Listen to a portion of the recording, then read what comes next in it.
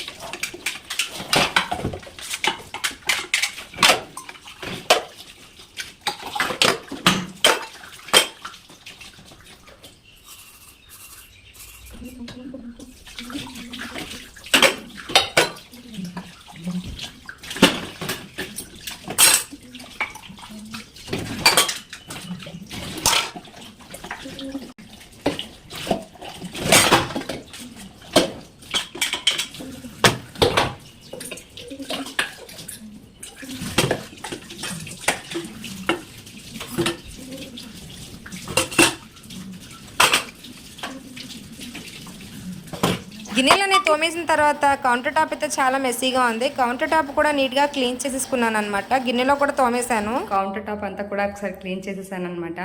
ఇప్పుడు ఇల్లు తుడిచేస్తాను. ఇంట్లోని బయట కూడా అంతా ఒకసారి నీట్గా తుడిచేసాను. ఫ్యాన్ ఆఫీస్ తొడడం వల్ల అనుకుంటా మొహం అంతా చెమటలు పట్టేసింది. మొహం చెమటలు పట్టేసిందని చెప్పి మొహం అంతా ఒకసారి నీట్గా కడుక్కొని అయితే వచ్చేసాను. ఇప్పుడు నైట్ డిన్నర్లోకి బంగాళదుంప కర్రీ అయితే ప్రిపేర్ చేస్తున్నాను. మీలో ఎంతమందికి చపాతీతో బంగాళదుంప కర్రీ అంటే ఇష్టమో కామెంట్ చేయండి. అలాగే మీరేం ఇష్టపడతారో కూడా కామెంట్ చేసేయండి.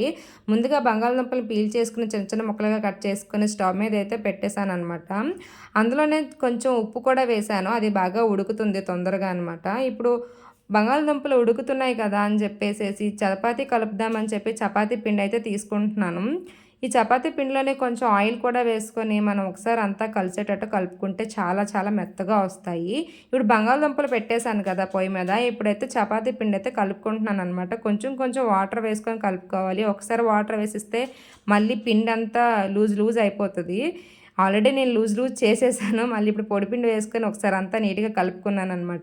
చపాతీలన్నీ పామేసేసి కాల్చేస్తానమాట. 1 బై 1 చపాతీలన్నీ కాల్చేసేటప్పటికే టైం అయితే అయిపోతుందని ఇప్పుడు ఫాస్ట్గా కర్రీ అయితే ప్రిపేర్ చేస్తున్నాను.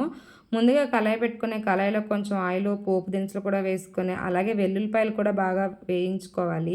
ఇప్పుడు వెల్లుల్లిపాయలు కూడా వేసిన తర్వాత ఉల్లిపాయలు కూడా వేసుకొని ఒక 5 మినిట్స్ కుక్ అయిన తర్వాత ఇందులోనే బంగాళదుంపలు కూడా వేసుకొని బాగా కలిసేటట్టు కలుపుకోవాలి.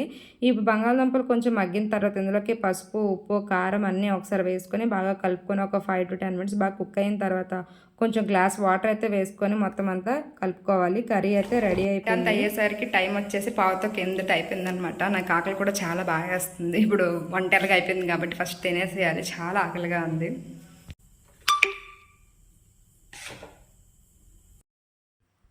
టేస్ట్ అయితే చేస్తున్నాను అనమాట. కర్రీ అయితే చాలా బాగుంది. కొంచెం కారం ఎక్కువైంది కానీ టేస్ట్ అయితే చాలా చాలా బాగుంది. మొత్తానికి నా డిన్నర్ అయితే ఇలా ఫినిష్ చేసేసాను. ఇప్పుడు డిన్నర్ ఫినిష్ అయిపోయిన తర్వాత ఖాళీగా ఉండడం ఎందుకని చెప్పి ఒక పక్క పాలు అయితే పెట్టాను అనమాట. వేడి చేస్తున్నాను. పాలు పెట్టాను కదా, ఈ లోపు ఖాళీగా ఉండడం ఎందుకని చెప్పి కౌంటర్ టాప్ని అయితే నీట్గా క్లీన్ చేస్తున్నాను అనమాట. కౌంటర్ టాప్ అంతా క్లీన్ చేసే లోపు పాలైతే బాగా మరిగిపోయాయి. పాలైతే ఇప్పుడు పక్కన పెట్టేసేసి కౌంటర్ టాప్ మిగిలినంతా కూడా నీట్గా క్లీన్ చేసేసుకున్నాను. ఇప్పుడు కర్రీస్ అయితే ఏవేవైతే వండానో అవన్నీ కూడా వేరు బౌల్స్లోకి అయితే తీసేసుకొని గిన్నెలు అయితే తోమేస్తున్నాను.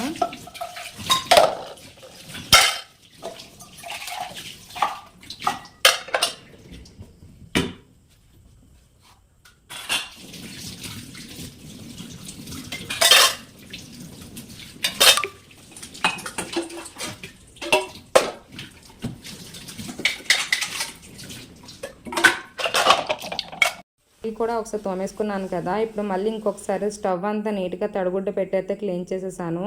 కౌంటర్ టాప్ను కూడా నీట్గా సర్దేశాను అనమాట. నా పనంతా అయ్యేటప్పటికి టైం వచ్చేసి 8:15 అవుతుందన్నమాట. మొత్తం పనంతా అయిపోయింది. ఇప్పుడు నేను ఫ్రెష్ అప్ అయి వచ్చేస్తాను. దానికి నేను కూడా ఫ్రెష్ అప్ అయిపోతే అయిపోయాను. పనులన్నీ అయిపోయాయి అనమాట. మా ఆయన వస్తే ఆయన తిన్న గిన్నెలు తోమేసేస్తే పడుకుని పోవడమే. ఇంతవరకు వీడియో ఇచ్చిన ప్రతి ఒక్కరికి చాలా చాలా థ్యాంక్ యూ. మీరు మాత్రం సబ్స్క్రైబ్ చేసుకోవడం మర్చిపోవద్దు. Bye bye.